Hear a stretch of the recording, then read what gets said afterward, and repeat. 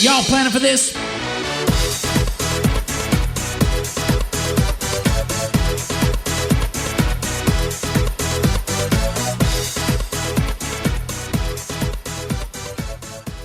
Welcome to another amazing episode of The Perfect RA for a special edition of What Works Wednesday. You want to know why it's so special? Because Matthew Jarvis is not doing the introduction, ladies and gentlemen. That is right. We are here with a special guest, not only the legendary Matthew Jarvis, because would it be a What Works Wednesday without you, but we also have our EOS coach with us, and we're going to talk a lot about business planning, Scott Rusnak. Scott, thanks so much for joining us.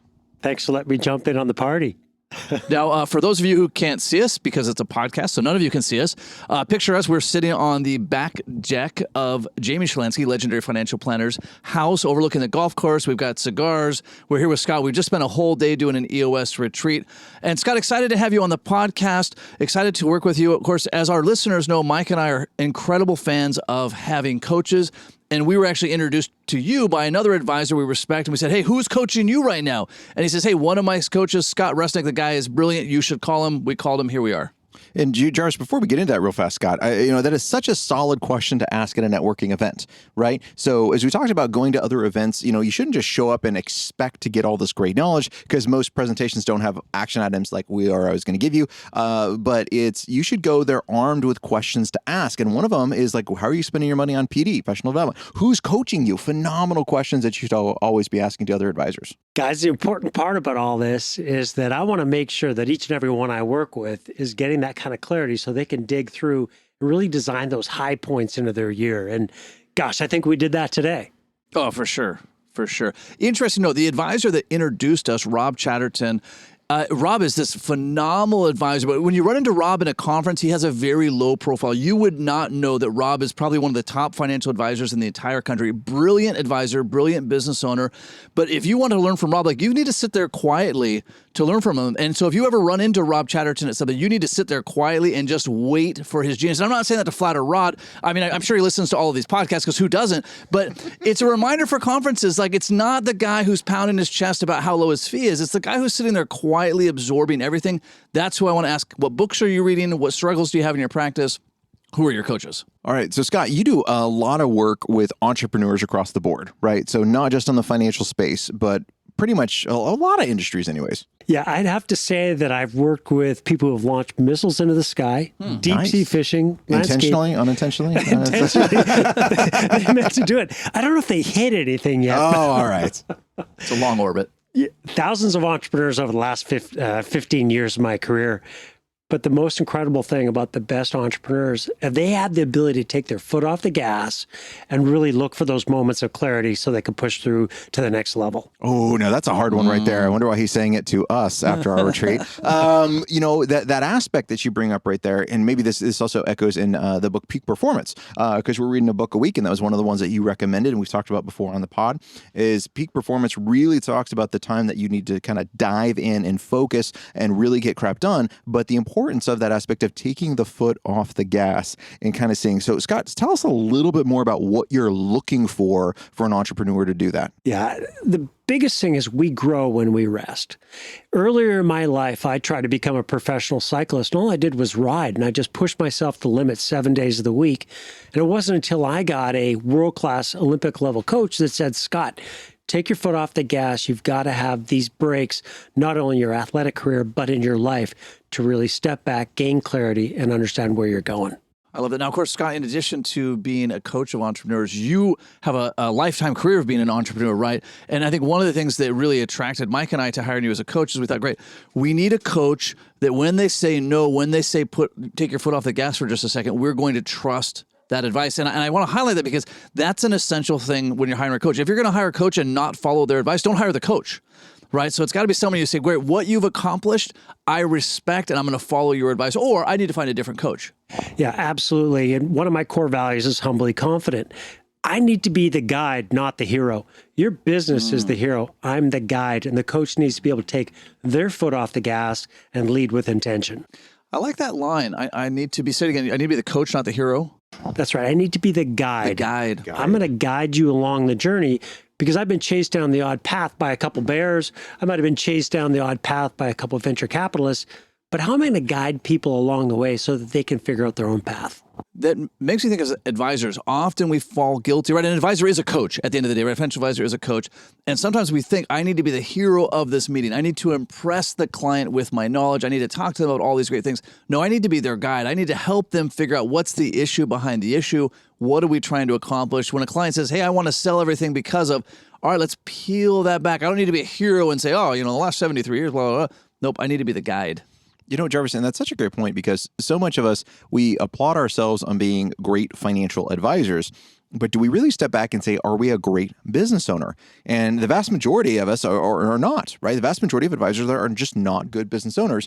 And so it's important to recognize that aspect of it, of saying, where's an area that I can get emotional? Sure, I could talk to a client off the ledge about not committing, not selling out everything in a down market, not panicking, not putting all their money in gold, right? Okay, and that's one aspect of it. But where do we apply that same lens into our practice and say, you know what, where are we getting emotional? Where are we getting over concerned? Where are we getting a little too wrapped up about it that we really need to bring in somebody else that's going to be able to say, you know what, are you looking at this the right way and give you a little bit of pushback? Or Scott, as you like to say, kind of poke you in the nose. Well, we have lots of good poke in the nose moments. The good part is Micah is twice my size. But the fun part about it is that if you can design your business and design your life before someone else does it for you, I think you can get everything you want. All right, so let's jump into that one. I would love. Can I pull some threads on that? Let's spitball. Okay, so I hear people all the time, and this is a rant I think I did on our last podcast or something like that, about people and coaches talking about design your life. And I find a lot of it is lip service. People are saying design your life, right? And you see it on these coaching websites and you see it in these other things, but there's no meat. It's all sizzle. There's no steak to this whatsoever. So what's the stake in designing your life? Oh, boy. So there's two sides for me. Number one is having a rotating calendar, 12-month calendar, so you can erase every quarter and design where you're going to be for the next 4 quarters simultaneously. So if you're in Q1 and you're moving through the year, no problem. Make sure when you get to Q2, you've erased that calendar and you've redesigned the next 12 months. The other part of designing your life before someone else does it for you or your business is I go back to something called Dunbar's number. And Dunbar had this number that was called the 5, 15, 150. Sure. And for me, the 5 is who are the 5 most important people in my life? My wife, my 2 kids, my mentor, and one of my best friends. I'm going to surround everything I do around those 5 amazing people. The 15 then goes to who are the other 15? And I typically have 15 clients at a time. So I can mish business and life really easily when I think of the 5 and the 15. And the 150 is that bigger group of people you're going to see maybe once a year. But I'm going to make sure I see them as well. So take that calendar approach and then look at Dunbar's number, the 5, 15, 150. Now, don't you have a 50 number in there too as well? Or are we not supposed to talk about that? Do we just edit that out of the pod? No, you keep that part of the pod. I didn't want to wreck Dunbar's number because he's such an amazing scientist. For me, it comes back to the 50. So I appreciate that poke in the nose. Yeah. I don't have the capacity to have more than 50 contacts in my life. I just don't. Sure. As much as I've coached thousands of people through my career, I only have the ability to really keep in touch with 50. So it's about your life, not everyone else's. Boy, I love that right there, right? So pull on that thread a little bit. And I'm going to put this in TPR terms, if that's okay. One of our core values or core tenets in the Perfect RA is be intentional. And Scott, you were just doing such a great job of applying that. Is sure the suggestion out there is 150, but then you have to apply it to you and say, is this the right number, right? And we can talk about that in so many different ways. There's general rules of thumb, and the rules of thumb are a great place to start. But then you hit the pause button and say, okay, how is this best applied in my life? And you're going to be hyper intentional about that. It says, wow, some people may be able to crush 150 contacts and do a fantastic job. But for me, that's really 50. And I need to be good at that number. Well, it's funny because there's thunder going off in the background, and I'm not sure if that's God's will, but it's true. It's earth-shattering stuff that you've got to design around who you are and not what some scientist or physiologist says. For me, that number's 50. And the thing is, if somebody else wants to come into my life, I'm going to have to break up with someone who's in that circle already. I'm not quite ready to do that today. So on that 50 number, is it okay if we talk about that just a little bit more? Because Let's go. Jarvis and I were talking about it offline actually a little bit, and saying, okay, so that 50 number, how much are you stuck on that number? So if somebody came in your life, which is amazing in whatever aspect, right? That a friend, a contact that you really want to spend more time with, and now it's like, holy crap, it's 51. So does that mean I got to can one of my friends? Does that mean Jarvis and I are getting fired tomorrow? I mean, what does that look like? And which number? Yes, we are. Look at that smile. Out of the 50. Scoring 47. No. Yeah, 49.9. or is this kind of just more of a guide? Like, hey, it's not exactly, I don't have a list of 50 people, but it's like kind of a rule of thumb. It's somewhat malleable, but the reality is we talk about core values a lot. And I use my people analyzer to look at potential people in that circle. Are they humbly confident? Will they do the right thing? Do they want to grow or die? Will they do what they say? And if I meet people like that on the side of the road and I become friends with them, maybe they're a candidate for the 50. But I need to see more than just them exhibiting it through their mouths. I need to see that behavior on a repetitive level. You know, an interesting thing I've been working with my coach on, one of my passion statements is an affirmation passion statement. I surround myself with people who leave me energized and excited to achieve new levels of success. And that could be new levels of success in fitness, in dirt biking, in mountain biking, in business. And so that's kind of the screen. I'm just trying to think of practical screens. Like, all right, does this person, and I apply that whether I know them personally, like I know Micah and Scott and Orion, or it's someone that I follow online or that we're a LinkedIn or whatever, does this person leave me excited and energized to take my life to the next level? And for me, that's my screen. And if the answer is no, then that person kind of needs to move to another circle. And the same for content. Like if I'm following somebody's content and I don't leave excited and energized, I leave angry, I leave upset, I leave bitter, that's now somebody that needs to get pushed further from my circle. So I love that concept that we're using right there of, and Scott, the People Analyzer has been out there as an EOS thing for a little while. And I've heard about it multiple times. I've read a lot of Gino's books, right? I've talked to other EOS coaches, but it wasn't until you, not to stroke your ego too much on this one, but it wasn't until you really put that lens in place about, no, this people organizer is not just people in your company. You need to put your core values in there and step out and say, okay, the people in your world, Jarvis, to your point, these different circles, who in there is really making a positive impact in your life and saying, okay, great, I need to score these people and say, hey, is this a relationship I really need to commit to? Well, it's a hell yes for me, and hopefully that's okay for the podcast. I love it. Yeah. But it's important. I need to say yes to the right opportunities and no to the wrong ones. And by the way, those opportunities come with human beings and people, and I want to surround myself with the right human beings. Scott, do you mind if we pivot just a little bit, right? A lot of our listeners, and we've passed now 1 million downloads on the podcast, which is really exciting. Again, thank you to our entire audience. This is a lot of fun. That is just absolutely amazing for us. As we mentioned before, Mike and I get really fired up doing these. It's fun to talk to people like Scott. For financial planners who are great financial planners who are not good business owners, like if we're being objective and we look and say, hey, your employment contracts aren't good, you're paying this broker dealer all this money, you're not getting something in exchange, whatever those are, what are some things that people can start doing right away to be a better business owner in addition to being a great practitioner? I think the biggest thing they can do is, first of all, go to those core values. Who are you at your core? Who do you want to surround yourself with? Where do you want to be in 90 days? Set up intentional rocks. Where do you want to be by the end of the year, your 1-year plan? Where do you want to be in 3 years? What's your picture? And what's your big, hairy, audacious goal? Where do you want to be in perhaps 10 years? Yeah, I really like that, right? Because it really is focusing. Core values I pushed back on a lot of companies for a long time because it was just, again, lip service, right? These companies would come up with these big falutin words and talk about all their core values, but they really wouldn't know what they are and they really wouldn't embrace them. So it's really from that leadership team of you saying, okay, don't go hire a third-party company to come up with some cool sales tag. It's really more about you saying, okay, what is super important to you? And again, one of ours is like being intentional, right? That is such a big core value. It goes into integrity. It goes into all these other things about being intentional with the actions you make. Now, the great part is we want to just delegate and elevate worksheet. And one of the cool things you put in there is, all right, what are things that we absolutely despise doing? And one of the things I stole from you, and I didn't really recognize it until you said it. Integrity is a really big thing for me. Commitments. If you say you're going to do something, then by heavens, do it, right? These are really important things. And if you're not trustworthy to get that thing done, I don't really know if I want you in my life because you're going to create a lot of stress for me. Well, we talked about it today in our full day session. Scott, bring this thing to earth. And what is the earth for me? Do not break a commitment. If you're on my calendar for doing something, we're going to be intentional. We're going to follow through. And that comes right back to core values. Do what you say. Do the right thing. You know, something that comes to mind for me as we talk about this integrity, I know I'm guilty myself of at times of not having integrity with myself. Let me tell you how this looks. This looks like, hey, listen, I'm going to quit checking my phone 3 times a day, and then I find myself checking my phone 3 times a day. This is where I think a coach is so important. This is where extreme accountability is so important. If you're having a hard time having integrity with yourself, like, I don't want to do this anymore, I want to do this, you need to have someone who's going to help you. And we always say one of our core tenets is willpower is not enough. That's why we don't have discussions on the podcast about make sure you put your pants on before you leave the house.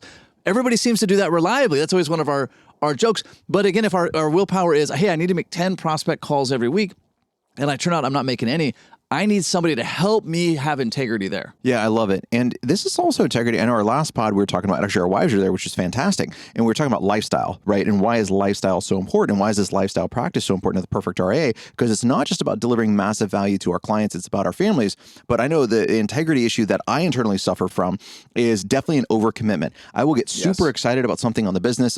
We run multiple businesses, all this other stuff going on. I get super excited. I'm meeting up with Jarvis. Hey, we're going to meet with Scott with the EOS. Orion's going to tag in for this other thing. Man, let's go to Argentina for this dove hunt, right? Now we want to do this. And I'm like, holy crap, where am I going to fit in my calendar? And then I'm not hyper intentional about my family time that's being in there. So one of the things that, again, on the integrity side, on my calendar, I need to block out family time. Now, I wish internally that I wouldn't need to, that I would naturally just do that, right? But I know I will overcommit myself to things. So I got to put these rules in place that you're talking about to make sure I can hold up to my own integrity and making sure I have time with my family. You know, Micah, the interesting thing for me is I've coached world-class athletes and world-class entrepreneurs, and the two of you as well. But the biggest thing I find... What category are we in? We're in the third category. We won't get into that one. No, athletes, right? Yes, yeah. Yeah.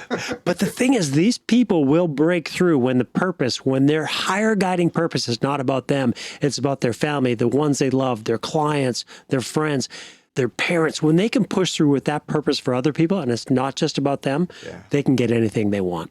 Now we're stuck in silence here. Really, really meditating on that, quite frankly. Yeah, it's a very profound statement to think about. And you can think about different struggles that you probably had in your own life. And I can definitely think about some that I've had.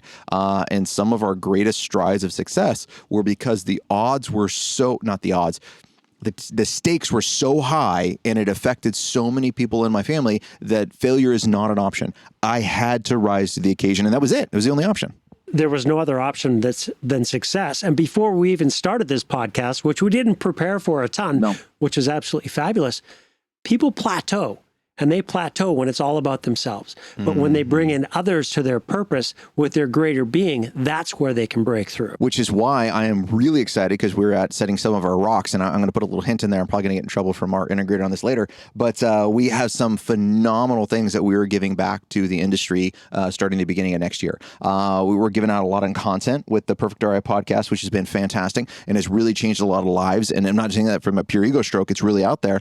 But one of the things Jarvis and I talk about is we want to improve the lives of advisors because it improves the lives of their end clients. And this is such a higher mission and a higher elevation that's going to be there. And we're coming out with some really exciting things next year that's going to help that. And it's a pain to get these things done, just to be clear. And so a lot of that driving force is when we get caught up in the day-to-day and that slog is to be able to step back and say, all right, what impact is this going to have? And we started looking at this impact and it's like, holy crap, this could be tremendous for the industry. All right, that's worth the slog. That's worth this challenge. It's worth this problem today to get through that.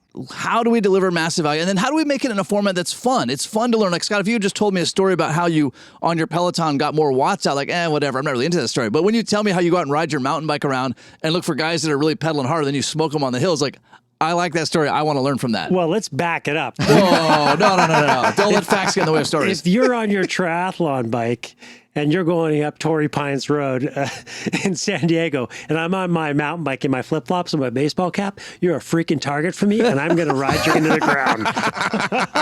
But, the beautiful part about that, you're not doing that to demoralize the person and to drive them out and then for them to think they're a failure and that they're never going to pick up the bike again. But it is that fun, healthy competition that's out there that says, holy crap, how did this dude in shorts and flip-flops just crush me on a mountain bike going up this hill? Right? And now all of a sudden it's like, well, crap, I thought I was at my A game and this other guy just smoked me. Clearly I'm not on my A game. Now it allows them to level up. Well, The thing for me is I've been putting intentional reps in my entire life, Yes. right? So I don't think everyone else has been. No. Good point. And today and over the course of the past year, we've been putting in some intentional reps with your business, and that's how you break through. Scott, if you go smoking past me on whatever sport, when I catch up to you, I'm going to say, Scott, let me buy you a beer and let's sit down and talk about how you did this. Like, what intentional reps can I do to up my game? You know what? Interesting enough, 2 weeks ago, I met a Navy SEAL going up Torrey Pines Road. Nice. And I rode up beside him and we had a conversation, and he was all decked out. And he asked me how I got there. And we had a great conversation. We did 3 more reps together, and now I got his number, and now I'm training with him, and it's just a wonderful thing to do. So don't make it about yourself. Help others. Yeah, the best of the best are always looking for someone else to help push them over the edge and to do better. And they're almost always willing to help other people out, right? When you come at it, as you said, with humble confidence, right? And someone comes and says, great, well, how did you learn this? Man, I am delighted to share.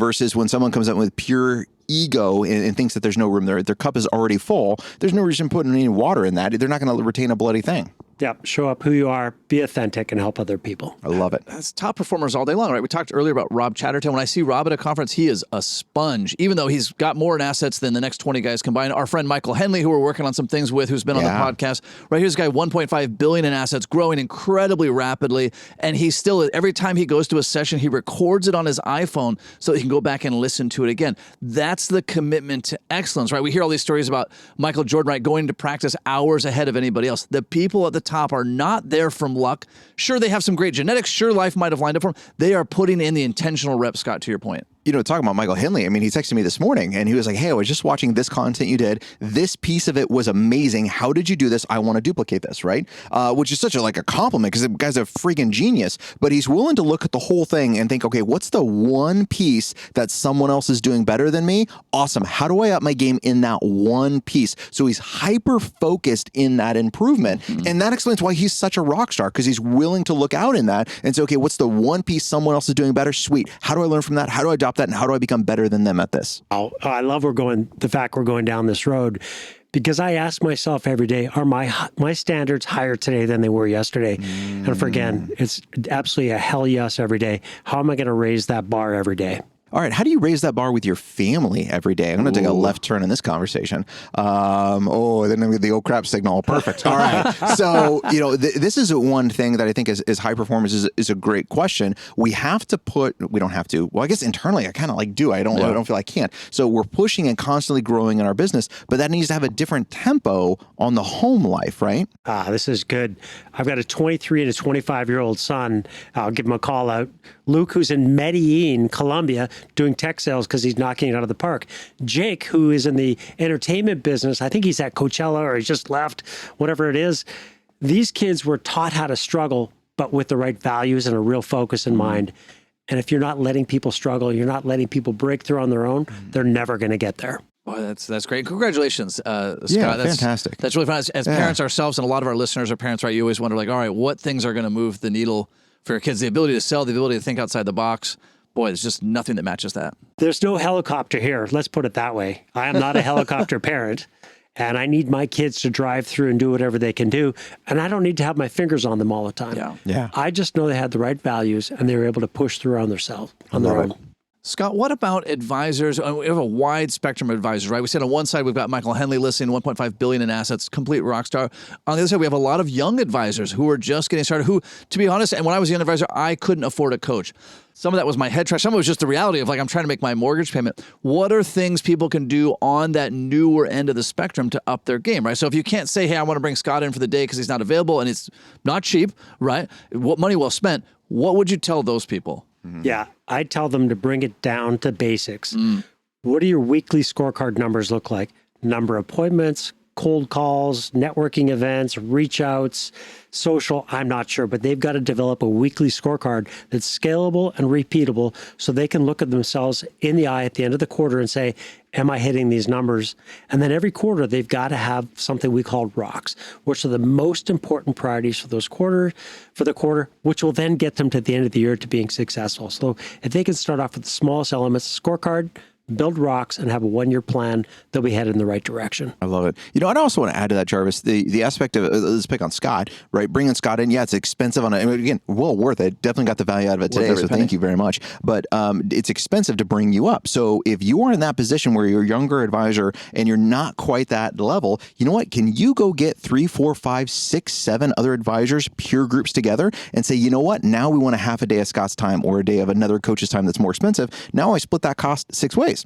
Jarvis and I are talking about a coach that's $100,000 a day. And you know what? Writing that check just could be really painful, right? That's a lot of money. But we bring into our mastermind group and it says 10 of us that are at this level. Now, okay, now it's $10,000 a day. All right, now it's a lot more amenable on this side. So don't let that dollar amount stop you. If there's a rock star coach that you think is going to make an improvement in the practice, outstanding. Pick up the phone, get your mastermind group engaged, split that cost 6 different ways, bring that person in. And if you learn from them, oh my gosh, the investment is so worth it. You know what you'll also find in Scott, please, is great coaches, and I want to speak for Scott, but great advisors. If you contact them and you say, hey, listen, there's 5 of us, we're new in our career. Is there any way we can pay for an hour of your time? I know you don't normally do that.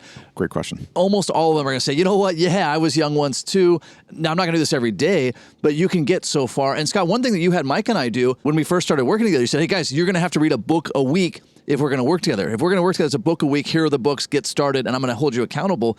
So there's this threshold. Again, if you say, hey, I can't afford to hire Scott every day yet, cool, what EOS books am I going to read? What books in general am I going to read? How am I going to up my game? Well, I don't want everyone to read my book because I don't want this to be a self-promotion cue, but... Hashtag go read his book. Yeah, we'll leave it out of there.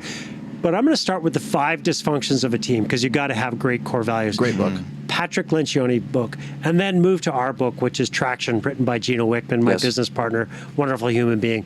Those 2 books, I think, are foundational books. Yeah, early in my career, I blocked off, and again, learning can become playing off, as we talked about this a lot. I blocked off Monday afternoons. That was my learning time. So that's when I was not on the internet. I was reading my book. I had printed out newsletters. That's when I was reading Perfect RA content, if that existed at the time. Right? I'm reading my Nick Murray newsletter, whatever that is. So block out that time. We talked a few weeks ago on the podcast with Orion Matthews, our CTO, how the average person spends 6 hours a day staring at their iPhone. Turn the damn thing off and read a book. You know, believe that, Scott? But it's right. Well, you guys know I'm a book a week guy. Whether it's you just read Black Swan, amazing book. Great book. Yeah. Peak Performance, Smarter, Faster, Did you Better. read Nassim Taleb's book, Skin in the Game? Oh, yeah. Oh, man. That's probably one of my favorite books ever. Holy smokes. Well, Rhinoceros Success. I'm screwing up the title, but that is some kind of book. His tone and how he pushes through and how he talks about a rhino. We got thick skin. We can push through anything. There's just all kinds of great business books out there. And I just hope some of the listeners dig into some of the ones we talked about. You know, and a lot of this too, let's keep in mind, Jarvis, I want to pull out that point that you said.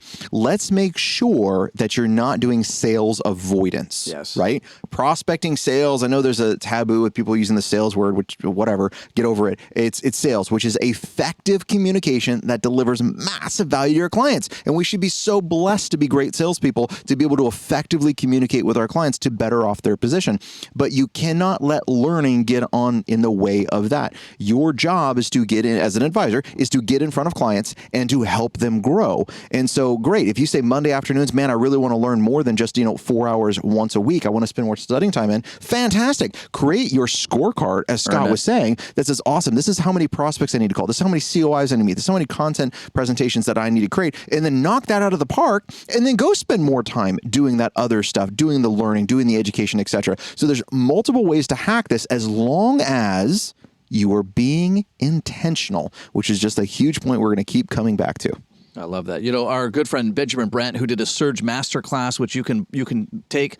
In fact, another advisor friend of ours, Brian Skinner, who's a great longtime Invictus member, that Surge Masterclass transformed how he ran his practice, right? But Ben has one of the top retirement podcasts, not in the industry, in the entire world, and he talks about it again and again. The key is to do a podcast every single week, and you'll get better as time goes on. Scott, it goes back to your point. Put in the reps. I love it. Be intentional. Yeah. But the other part, and I'm not a financial advisor, make sure you're connecting. Interesting. When I met you guys, I was in Park City, and we did a call over Zoom. Yeah, we did. And our onboarding conversation was just a connection call, really. Yeah. I wanted to make sure that the 2 guys I was looking at over Zoom intentionally really understood who I was. And I did a people analyzer with you guys while we were on that call. Yep. I don't know if I ever told you that, but I don't think so, but it makes total sense, right? Because that's what you tell us to do. So clearly you should do the same tools. It was my opportunity filter, and I wanted to make sure I could connect with you, because if you can connect with people, I think you can break through with anything. Boy, that goes back to this communication, Micah, that you mentioned, right? When I sit down with a client, with a prospect, and it's the same for all of us on this, I'm really looking for the connection, and I'm really trying to dig, like, what's the deepest level at which we can connect? The deepest level as a financial advisor is not what was the rate of return last year, right?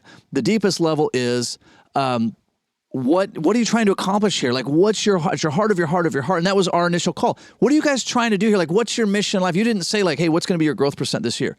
How much new revenue are you going to add in the next 6 weeks? It was like, you're really looking for, like, what's at the soul of this? What are you guys really trying to do? And can we connect at that level? Or if we can't, like, the goal's not big enough. Well, one of my favorite coaches of all time, and ready for this, Jose Mourinho, who has coached every Premier League team, Spanish, La Liga, Barcelona, El Porto. He says, I cannot teach you how to take a free kick. I cannot teach you how to kick the ball, but I can teach you to become a better human being and grow deeper than you ever thought you would. And I think that's the most important part. Yeah, and bringing that back on that client relationship, right? And I didn't even think about this, Jarvis, till you said it. But if I'm in a prospect meeting and meeting with a new potential client, and they're talking about rates of return, and they're talking about beating the stock market, and they're talking about how do I maximize all this other stuff, those are giant red flags for me, right? And really, it's not because they're a problem client, and hint, they're going to be a problem client, yes, but it's because they're too focused on something that's too shallow. It's not deep enough where I am going to be able to add tremendous value to them in making life-changing decisions. If I get them an extra percentage point rate of return, I'm not making life-changing decisions with them. But, when we all have this as advisors, I have dozens and dozens of clients that come to me and says, Micah, we never could have been here without you. We never could have done this without you. Now, whether that's true or not, right, that's a phenomenal feeling to be that instrumental in their life that we're coming up. And I have clients that tell me this, and Jarvis, I'm sure you do as well, is it says, Micah, your name comes up in our house at least once a week about saying, all right, well, what Micah suggests we should do, does this a good idea? How does this come up, right? And that, being a part of that is just absolutely amazing, knowing that's an impact that we get to make. Yeah. This makes me think there's this legendary communication coach, I hate saying sales coach, communication coach, a guy named Bob Dunwoody. A famous guy. You can find his cassette tape still. And he talked one time, he said the problem with asking successful people how they became successful is they don't often know. They just sort of naturally occurred to them. And again, Scott, when you said, hey, connect with people, now I'm reflecting back. I'm reflecting back to prospect meetings where we're going through all the numbers and I have to I literally sit back in my chair and I pause and the prospect says, what? And I said, there's something here. We haven't found it yet. And now that you put the word connection on it, it's really like, there's not something here we're connecting on.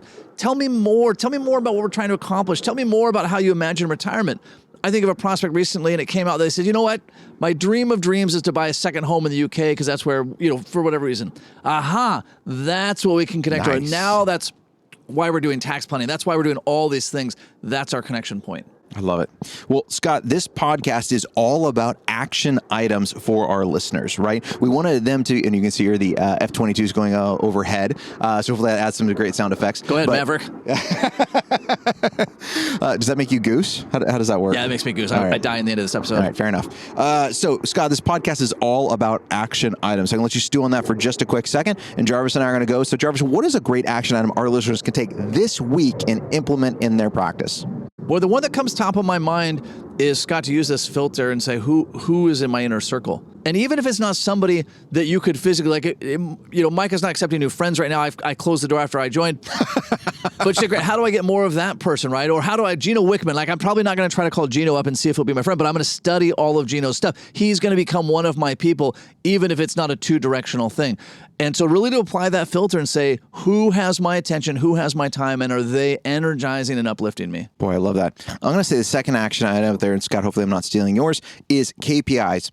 I want you to have on yourself and on your key team members, what are the KPIs that really drive the decisions that you're making? Now, this doesn't just have to be on the business side, but on the personal side. Is it engaging? Are the activities you're doing something that you enjoy, right? Are you doing the things you want to do? Are you doing sales avoidance, which is playing office, right? What are those key KPIs that you just need to crush every single week? And what is an objective measurement that you can put on those to make sure you're doing it? I don't want subjective. I don't want a feeling whether I think I did something or not. Because that could be, I wake up out of bed and stub my toe and I think the rest of the day is crap. I want really something that's objective that I get to measure and say, yes, I am doing this. And I also want something on those KPIs that are within my control. So I don't want to say, great, I'm going to bring on 50 new clients this year. Well, that's an outstanding goal and something that's absolutely achievable. I don't fully have control over that, but I do have control of how many times I pick up the phone, how many times I call people, how much content I produce, how many times that content is republished, and what actions I am doing in order to get there. So KPIs need to be something in your control. I love that. I'm going to play off of both of those. I need people to wake up in the morning and ask them what they're going to prune out of their life. If you looked at your life like a rose bush, what are you going to cut off? Who are you going to cut off? What are you going to cut off? And what are you going to fertilize so that rose bush can become amazing? And I'm not much of a gardener, just ask my wife. But I look at my life, and unfortunately, sometimes I need to break up with the odd person. But by the way, if somebody wants as much as I do, and they're willing to really break through, I think that thing can grow into something pretty amazing. That's fantastic. All right. So that is the episode this week. So you have some phenomenal action items for What Works Wednesday. And until next time, happy planning. Happy planning. Thanks, guys. Hold on before we go. Something that you need to know. This isn't tax, legal, or investment advice. That isn't our intent. Information designed to change lives. Financial planning can make you thrive. Start today, don't think twice. Be a better husband, father, mother, and wife. The perfect RIA, the perfect RIA.